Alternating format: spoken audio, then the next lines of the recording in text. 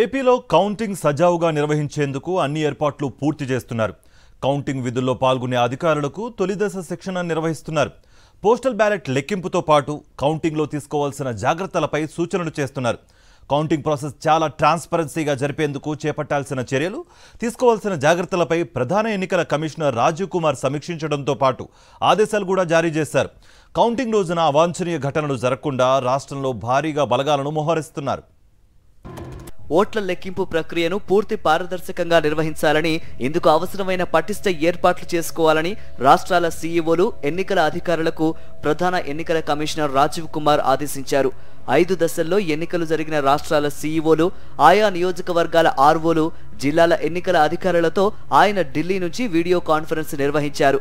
ఎన్నికల కమిషనర్లు జ్ఞానేష్ కుమార్, డాక్టర్ సుఖ్బీర్ సింగ్ సంధుతో కలిసి రాజీవ్ కుమార్ ఓట్ల లెక్కింపు ఏర్పాట్లను సమీక్షించారు. అందరి సమిష్టి కృషితో దేశవ్యాప్తంగా ఎన్నికలు విజయవంతంగా జరుగుతున్నాయని అభినందించారు.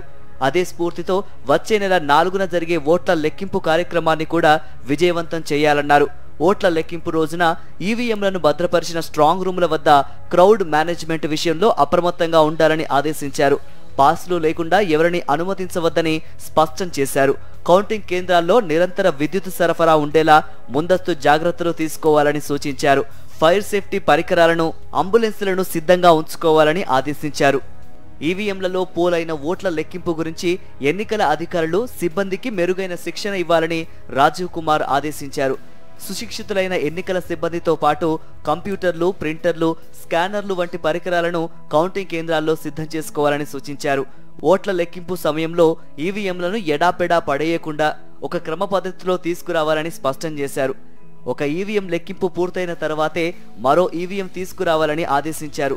ఓట్ల లెక్కింపు పూర్తయిన తర్వాత లెక్కింపు పూర్తి అయినట్లుగా ఆయా ఈవీఎంలపై మార్కు చేయాలని ఆదేశించారు. ఆ వెంటనే సీల్ చేసి ఒక క్రమ పద్ధతిలో సురక్షితంగా భద్రపరచాలని ఆదేశించారు. అనవసరంగా ఈవీఎంలను అటూ ఇటూ కదిలించవద్దని సూచించారు. Electronic transfer postal ballot management సిస్టమ్ను చక్కగా నిర్వహించాలని, వాటి లెక్కింపు కోసం ప్రత్యేకంగా టేబుళ్లు, స్కానర్లు ఏర్పాటు చేసుకోవాలని స్పష్టం చేశారు. ఎన్నికల ఫలితాల ప్రకటన విషయంలో ఏమాత్రమూ ఆలస్యం చేయవద్దని, డిస్ప్లే బోర్డుల ద్వారా ఎప్పటికప్పుడు ఖచ్చితమైన ఫలితాలను ప్రకటించాలని ఆదేశించారు ప్రధాన ఎన్నికల కమిషనర్ రాజీవ్ కుమార్. సార్వత్రిక ఎన్నికల పోలింగ్ తర్వాత అక్కడక్కడా జరిగిన ఘటనలను దృష్టిలో పెట్టుకుని కౌంటింగ్ కు కట్టుదిట్టమైన భద్రతా ఏర్పాట్లు చేపట్టినట్లు రాష్ట్ర ప్రధాన ఎన్నికల అధికారి ముఖేష్ కుమార్ మీనా చెప్పారు. కౌంటింగ్ నేపథ్యంలో రాష్ట్రానికి 20 కంపెనీల బలగాలను కేటాయించినట్లు తెలిపారు. సున్నితమైన ప్రాంతాలను గుర్తించడంతో పాటు ఘర్షణలకు పాల్పడే అనుమానితులను గుర్తించి వారిపై చర్యలు తీసుకోనున్నట్లు తెలిపారు. కౌంటింగ్ రోజు డ్రై డేను ప్రకటిస్తున్నామని, 144 సెక్షన్ ఎంతవరకు అవసరమో అంతవరకు విధిస్తామన్నారు ముఖేష్ కుమార్ మీనా.